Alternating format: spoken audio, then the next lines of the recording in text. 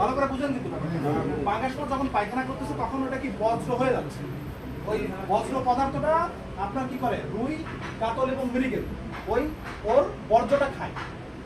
তো ওর বর্জ্যটাও মনে করেন এক ধরনের খাবার হয়, এক ধরনের খাবার হয়, কিন্তু পুরাপুরি প্রোটিন থাকে না সেটা।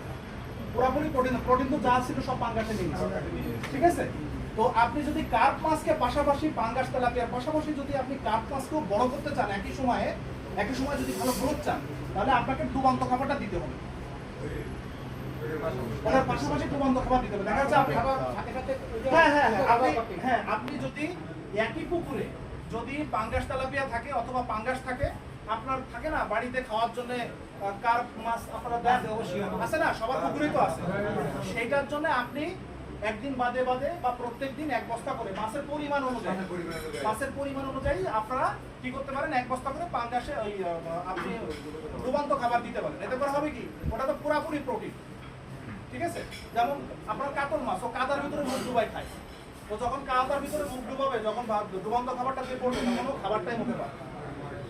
হ্যাঁ, যদি কিনা পাঙ্গাসের ইসে যদি আপনার তেলাপিয়ার পাশাপাশি যদি কার্প মাছ না থাকে, আবার এটাও একটা ভয়ানক, কারণ কি পাঙ্গাসের তেলাপিয়া যে পায়খানাটা করবে, এটা যদি দীর্ঘদিন ওই মাটিতে পড়ে থাকে, এটা আপনার পুকুরে অ্যামোনিয়া গ্যাস তৈরি করবে। যখন গ্যাসটা অনেক বেশি হবে তখন দেখবেন যে মাছ মারা যাওয়া শুরু হয়েছে,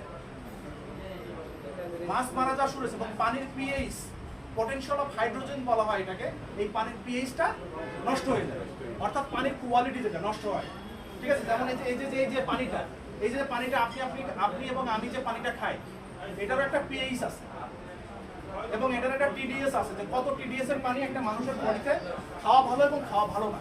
দেখবেন যে বোতলের যে আপনাদের সামনে যে বোতল মানে রাখা আছে, ওখানে দেখেন একটা জায়গা লেখা আছে টিডিএস দিয়ে দেখেন একটা জিনিস লেখা আছে। তো প্রত্যেকটা খাবার, আপনি পানি খান, ভাত খান, যাই খান, একটা কোয়ালিটি আছে যে আপনি কোন কোয়ালিটির খাবারটা আপনি খাবেন। তো রুই মাছের, কাতল মাছের জন্য মূলত খাবার ডুবান্তই। আপনি তেলাপিয়ার যদি খাবার দেন, ওই খাবারটা রুই বা কাতল মাছের খাবার আসলে মূলত ওর পায়খানা খেয়ে বেঁচে থাকে, আর ঘাস খড়কুটো যা আছে, লতা পাতা, এগুলো খেয়ে বেঁচে থাকে। মাছ বলবে, মাছ হবে, কিন্তু আস্তে আস্তে ওইটা যদি আপনি ভালো গ্রোথে নিয়ে আসতে চান, তাহলে আপনাকে কিছু ডুবান্ত খাবার দেওয়া উচিত আর কি। যদি আপনারা কেউ না দেন তাতে কোনো ক্ষতি নেই, ঠিক আছে। আর কেউ ভাই একটা ওই প্রশ্ন ছিল, আর কোনো প্রশ্ন আছে কারণ? হ্যাঁ বলেন, আমার কথা বলতে ভালো লাগে, বলেন। আমরা তো আসলে কোম্পানির লোক, আমরা আপনাদেরকে জানানোর জন্যই আসছি। হ্যাঁ, আর কারো কোনো প্রশ্ন আছে যে কোনো ফিট সম্পর্কে, যদি কিনা 20 ফিট না হয় অন্য কোনো ফিট থেকে থাকে, সে